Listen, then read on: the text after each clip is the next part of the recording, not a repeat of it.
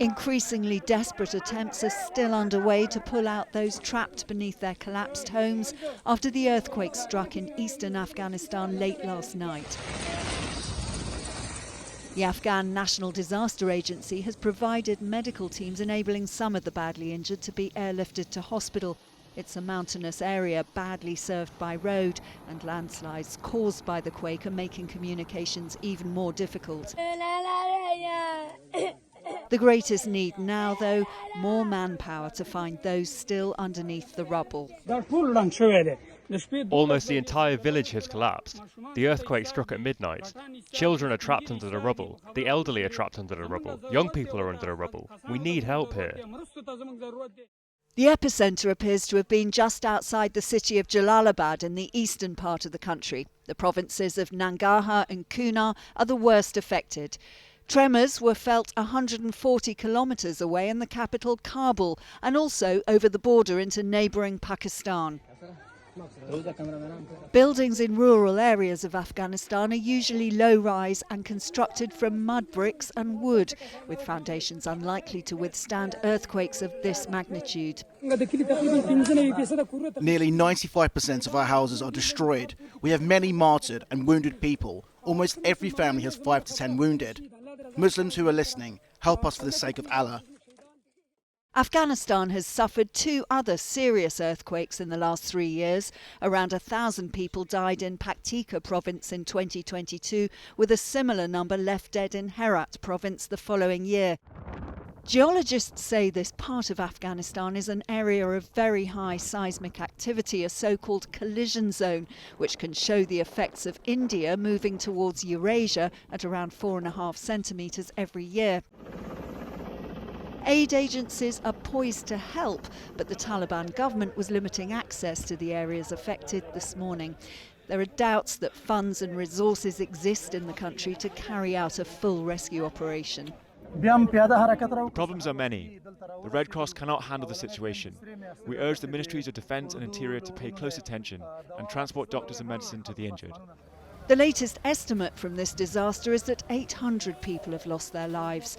2,500 are injured, many seriously. Entire villages are destroyed, with survivors left homeless. The rescue and relief operation looks set to last for days now. Full recovery from the scars of an event like this likely to be a lifetime. Well, I'm now joined by Thamindri De Silva from World Vision Afghanistan, who's currently in Kabul, around 100 kilometres away from the affected area. Thamindri, you felt the earthquake. Just how severe was it? It was a magnitude 6, but because it was a very shallow sort of tremor at a shallow level, it led to a lot of destruction, particularly in terms of homes, because a lot of that area it's some of the most poorest parts of Afghanistan, and a lot of the houses are built with just mud and a little bit of timber. They don't have any structural reinforcements, which means that as soon as there's a tremor, everything gets just crushed, and people are just sort of enveloped in sand and ash.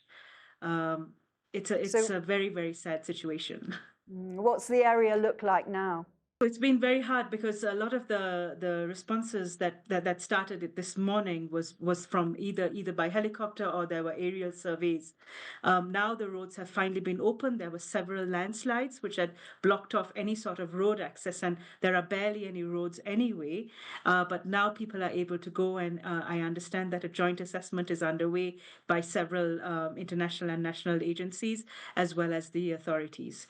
So right now we are seeing a lot of casualties, and the death toll is rising, as well as the numbers injured. We initially thought that it was just Kunar, which was at the epicenter, but we're also finding out that there are the surrounding provinces of Laghman and Nuristan have also been affected, as well as Jalalabad. So what are your aid partners on the ground actually reporting back? So at the moment, it is very unclear. We World Vision worked with the Herat earthquake in 2023, and what I assume is people are going to be desperate for food, for shelter, and for also a loss of livelihood. If there have been human casualties, that means a lot of the livestock would have been lost as well, which means that there's a lot of economic recovery that needs to happen in the area as well. I understand the organisation you're working with on the ground there is led by women. Is that accepted by the Taliban government? In the past 3 to 4 years, in emergency situations, women have been allowed to work, particularly in order to reach those affected, women affected by the disaster. In this case, an earthquake. I'm assuming that in this situation as well, permissions will be given so that at least during the first phase, that it will be easy for women to access the field. So, what are the priorities on the ground now? Right now, the priorities would be first and foremost within this 24-hour window to try to get as many survivors out of the rubble as possible. It is going to be very hard for large, heavy vehicles and machinery to get through because the terrain is so hilly. But I think a lot of it depends on human power and manpower. So we need to make sure that at least shovels and other types of tools are available so that people can start digging out. They would need people as well, because if many of the people have been affected in the area, they would still be in shock and still trying to recover. One of my key concerns, and something World Vision learned as part of the Herat earthquake, is the mental health that goes with an earthquake, especially if you haven't faced this kind of a situation before, particularly for children, but also for men and women. What we saw earlier was that as soon as the event occurred, the children and the women were the first, but as time went by, the men started showing greater sort of mental health issues because they kind of relived the trauma. And more immediately, so many people injured, aren't there? Are there sufficient resources in the hospitals to actually cope with them? So there aren't really a lot of, not even basic health clinics in that area, which means that a lot of people have been airlifted to the major hospitals, which are mainly in Jalalabad, the rest of Nangarhar, and then also to Kabul. We don't have enough resources. Afghanistan in general does not have many large tertiary care sort of facilities. Even the basic healthcare facilities are a lot less, particularly after the funding cuts of earlier this year. We've already seen a closure of 400 plus basic health centers.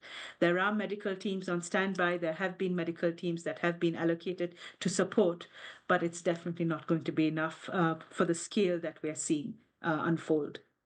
Do you predict that the death toll will get worse as the day goes on? Yeah, initially we had thought that the total figure might be 600 to 800 across the provinces, but now Kunar alone is projecting 800 per people dead. So it is definitely going to increase. That's what we are being told. How long do you think it'll take for the area to recover fully? I really can't tell. It's 2 years since the Herat earthquake, and we are still seeing people living in tents, not having access to healthcare or livelihood or even water and sanitation facilities. Given that this area is even more remote than that area of Herat that was impacted, we cannot tell. And with the aid cuts and with the deprioritization in many ways, it's going to be a very long time unless people start migrating, moving into more urban areas. It's going to be a long time before any sort of real relief is restored and real development is given to the areas. Thank you so much for joining us. Much appreciated. Thank you.